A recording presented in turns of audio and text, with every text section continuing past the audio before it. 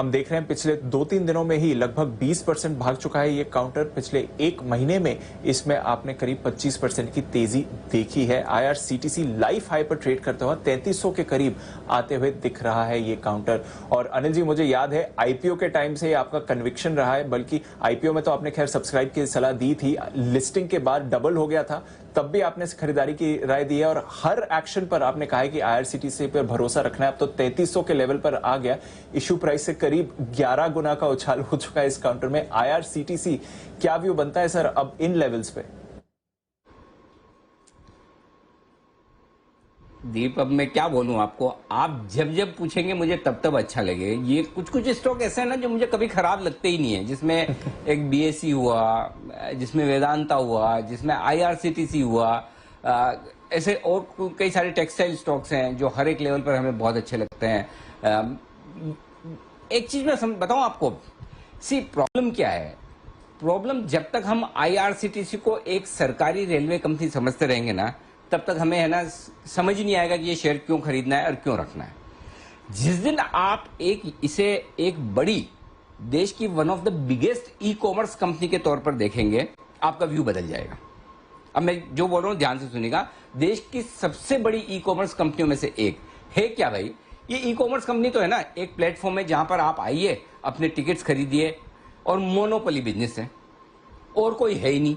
अच्छा, monopoly business अपनी railway ticket में है, इसके अलावा कैटरिंग और कर रहे हैं, कंसल्टेंसी और कर रहे हैं, अभी बीच में इंटरनेट कनेक्टिविटी से रिलेटेड कुछ और काम इन्होंने शुरू कर दिए, ट्रेन चलाना शुरू कर दिया, तेजस वगैरह, ठीक है, टैक्सी में, एयर टिकट्स बुकिंग में, उसमें भी जा रहे हैं। सो किस एंगल से ये सरकारी कंपनी आपको लगती है?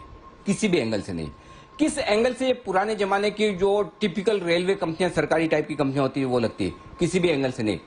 अब मुझे बताइए क्यों आईआरसीटीसी किसी के पोर्टफोलियो में नहीं होना चाहिए?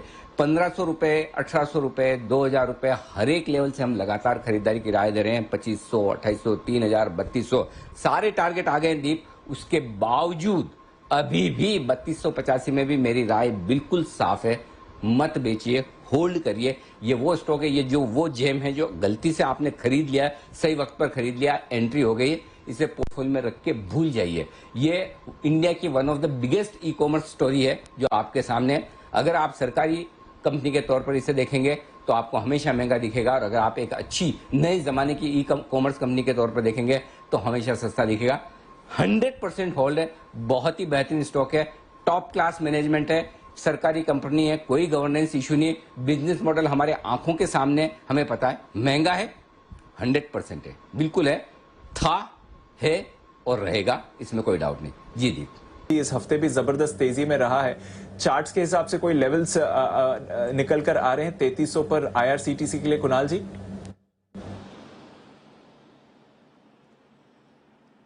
देखिए दीपांशु, लाइफ टाइम हाई पर स्टॉक है, लगातार एक ड्रीम रन चला है, और इस पर मैं ये कहना चाहता हूं दीपांशु कि देखिए पिछले साल अनिल जी की बेस्ट पिक, और मैंने कहा भी था कि पिक ऑफ द ईयर जो अनिल जी ने दी थी वो थी वेदांता। और वेदांता में लोग बहुत दुखी हो गए थे, परेशान हो रहे थे। उस समय अनिल जी ने ढाढ़स बधाया, कहा रखिए इसको, और उसके बाद देखिए क्या तेजी बनी।